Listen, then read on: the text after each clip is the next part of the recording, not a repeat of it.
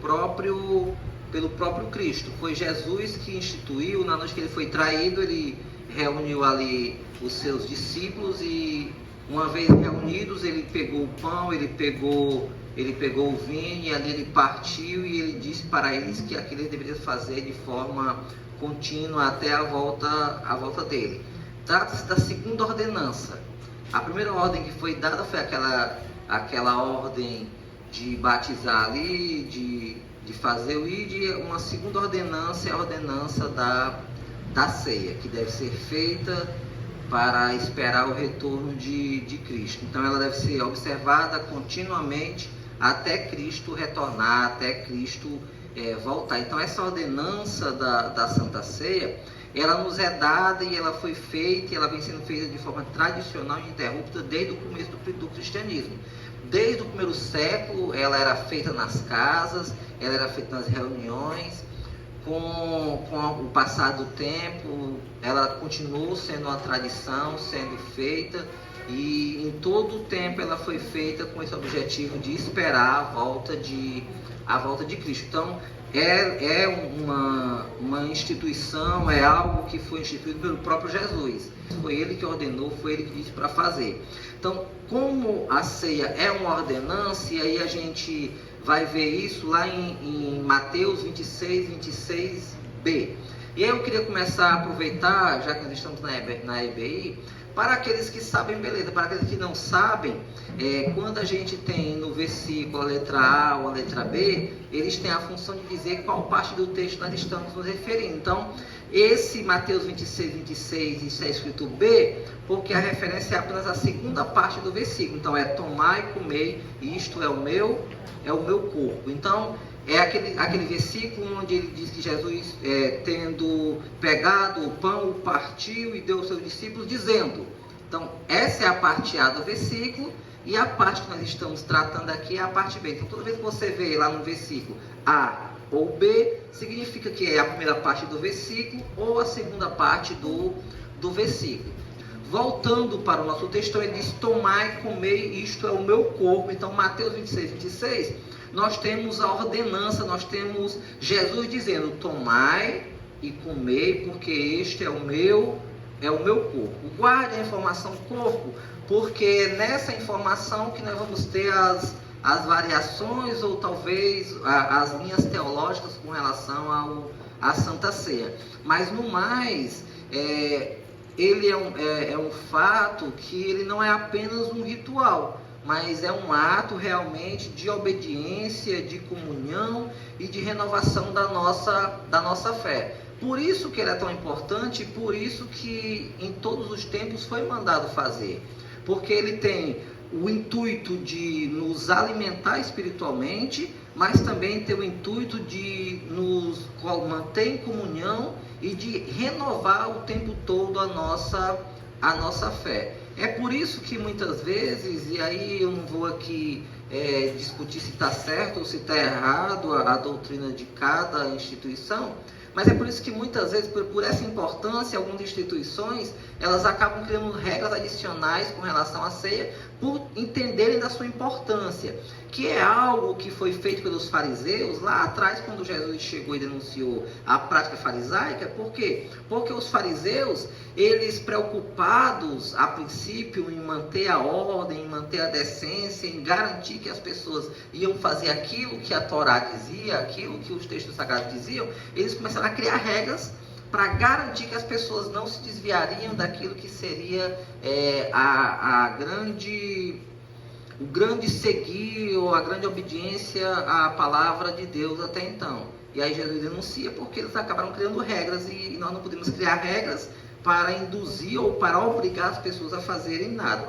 Então, quando nós temos essa Santa Ceia, que tem a intenção de obediência, comunhão e renovação da fé, ela mantém viva na igreja a lembrança, e esse é o objetivo de Jesus, do amor redentor de Cristo. Quando nós temos o corpo e o sangue representados na ceia, eles devem trazer a lembrança do sacrifício que Jesus fez por cada um de nós. Então, ela tem essa questão simbológica, e ele tem todo um simbolismo nos seus elementos, que são poucos, mas tem os os seus significados. Os elementos que estão na Bíblia, os elementos que são citados, são o pão e o vinho, são o pão e o cálice, são os elementos. Então, a gente pode ter qualquer outra coisa em cima da mesa, mas qualquer outra coisa não faz parte dos elementos que são citados. Eu já falei aqui durante os cultos, durante, às vezes, a instrução da ceia, que a ceia, lá no princípio, ela acontecia, e essa ceia falada em Coríntios, ela é diferente da ceia que nós fazemos hoje. A ceia acontecia de forma que ela realmente era uma ceia no sentido de como são as refeições, como elas acontecem. Nós temos as refeições básicas e nós temos uma última refeição no dia que nós deixamos de chamar, mas que é a ceia. Então, essa refeição eles faziam quando se reuniam, geralmente se reuniam ali ao final do dia nas casas, e eles faziam essa última refeição juntos. E ali, por que ela basicamente o vinho e o pão? Porque basicamente a base alimentar de Israel era pão e o vinho. Era a base alimentar. Você vai ver no Antigo Testamento, eles viajando, eles levando o pão nas suas aljavas, levando o pão nas suas bolsas, e ali ia ser o alimento deles. Então, era a base alimentar. A base alimentar era o trigo, a base alimentar era o pão. Então, basicamente, ele era feito de pão e de vinho.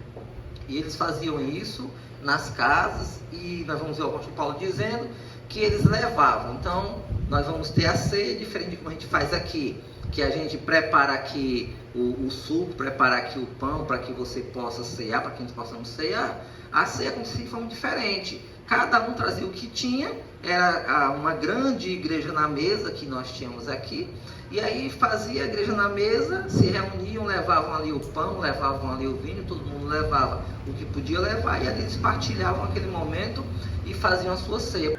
Então, os dois elementos que são o pão e o suco de uva, eles não são meros símbolos para externarem, para mostrarem esse momento. Eles não são feitos simplesmente porque a gente precisa ter uma liturgia no culto. Eles existem porque eles têm os seus objetivos. Eles têm representações profundas dessa obra libertadora de Jesus. Então, tanto o cálice como o pão, eles têm um objetivo, eles têm um significado, eles não acontecem por acaso. E ele vai sendo, ao longo do Novo Testamento, explicado e explicitado nos textos que são relatados. 1 Coríntios, capítulo 10, versículo 16, ele fala desse simbolismo, ele fala que, porventura o cálice de bênção que abençoamos não é a comunhão do sangue de Cristo? O pão que partimos não é porventura a comunhão do corpo de Cristo? Então, com esse texto de 1 Coríntios, a gente pode tirar alguns ensinamentos a respeito da ceia, a respeito desse momento e da importância desses elementos. Quando ele fala, porventura, o cálice de bênção, essa palavra cálice de bênção, ela não está de forma aleatória no texto. É porque era tradição judaica, na Páscoa judaica, pegar a taça de vinho, e essa taça ela tinha um papel especial, porque ali o sacerdote, ali os homens que estavam liderando as suas ceias, que aconteciam naquele modelo judaico de todo mundo pegar o cordeiro, entrar na sua casa, matar o cordeiro, assar a carne, comer toda a carne. Então eles pegavam ali esse cálice de bênção e eles agradeciam pelo passar, agradeciam pela Páscoa, por terem saído do Egito e estarem indo para uma terra nova, terem chegado numa terra nova. Então esse cálice era uma tradição judaica, é a comunhão do sangue, ou seja, ele é uma nova aliança. Por que o apóstolo Paulo ele usa elementos que já eram utilizados no Antigo Testamento para os novos lá de Coríntios? Porque ele precisa trazer para eles uma correlação das coisas. Então, dizendo, lá no Antigo, lá antes dos judeus, eles pegavam o cálice de bênção, eles iam iniciar a ceia, e era um evento que eles tinham, então eles iam iniciar a ceia, eles pegavam esse cálice, eles apresentavam e eles mostravam para Deus e eles agradeciam a Deus. Quem aqui já teve a oportunidade de passar pela Igreja Católica, vai ver que durante a Eucaristia, que é a ceia da Igreja Católica, o padre, ele pega o cálice, ele levanta o cálice, ele mostra ali, durante aquela oração, ele está fazendo esse gesto do cálice de bênção, ele está agradecendo a Deus pela morte de Cristo na cruz, pelo seu corpo e seu sangue que nos redime. Então, aquela simbologia. E por que o padre faz? Não vai chegar isso lá na frente, mas ele faz por quê? Porque durante 1500 anos, a visão de ceia é a visão da Igreja Católica. O protestantismo, ele nasce em 1517, 30 de outubro de 1517. Até então, toda a liturgia era a liturgia da Igreja Católica. Por isso que o padre continua fazendo aquele mesmo gesto que nós não temos um padrão, nós evangélicos. Então, essa comunhão, essa nova aliança, ela é feita pelo sangue de Cristo. Já não é mais o sangue do cordeiro, já não é mais o sangue do animal, mas é uma aliança feita pelo sangue de Cristo. Então, o cálice de bênção agora, ele não é mais aquele cordeiro que foi morto, que foi pego o sangue, que foi aspergido nas portas, porque Jesus faz agora todo esse papel. Então, essa é a importância do cálice de bênção. O pão que partimos não é porventura a comunhão do corpo de Cristo. Então, o pão, ele tem o sentido de nos lembrar. Quando ele é partido, é para lembrar do corpo de Cristo que foi partido pelos açoites, do corpo de Cristo que foi perfurado. Então, a simbologia da Santa Ceia é para nos remeter que o sangue derramado por Cristo é o sangue que o Cordeiro derramava para poder fazer a aliança, e esse pão rasgado que nós sequer fazemos mais, mas ele tem o objetivo de mostrar que o corpo de Cristo ele foi rasgado. Por isso que ele é um memorial, é para a gente não esquecer desses acontecimentos. E não é porventura a comunhão do corpo de Cristo. Então, comunhão, você vai ver aí, que ele vem do grego koinonia, que ele tem o sentido de estar junto, estar em união, de serem a mesma coisa, de serem o mesmo corpo.